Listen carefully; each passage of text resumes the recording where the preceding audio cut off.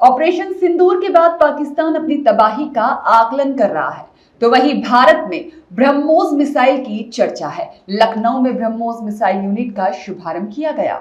BrahMos missile की production unit 80 hectare में बनाई गई है। 300 करोड़ रुपए की लागत से तैयार हुई है। यह यूनिट 3.5 साल में बनकर तैयार हुई है। यूनिट में जो ब्रह्मोस मिसाइल बनाई जाएगी उनकी मारक क्षमता 290 से 400 किलोमीटर तक की होगी। ब्रह्मोस यानी भारत का ब्रह्मास्त्र, जो तेज है, सटीक है और सबसे बढ़कर भारत का यह ब्रह्मास्त्र अचूक है। ब्रह्मोस अपना टारगेट मिस नहीं करता और इसका उदाहरण ऑपरेशन सिंदूर में देखने को मिला है। अभी आपने देखा होगा 2 दिन पहले आतंकियों का जो सबसे बड़ा आतंकी राष्ट्र है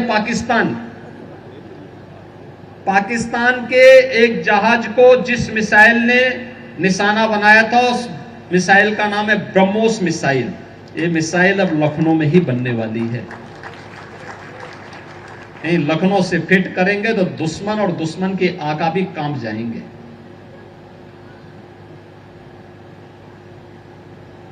अब लखनऊ में बन रहा है,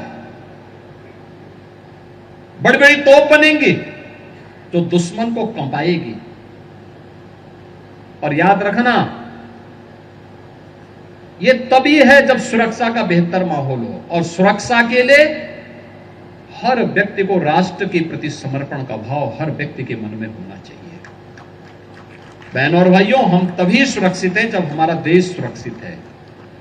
हमारा देश तभी सुरक्षित और समृद्धि की ओर अग्रसर होगा जब हम सबकी प्राथमिकता में पहला देश होगा। देश पहले। जब इस भाव के साथ हम काम करेंगे, कोई देश के आन मान और शान के खिलाफ गुस्ताखी करेगा तो फिर उसके छक्के छुड़ा दिए जाएंगे।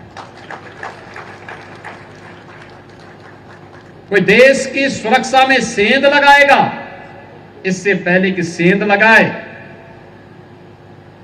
उसी में सेंध लगा देने की आवश्यकता है, उसी को ठीक कर देने की आवश्यकता है।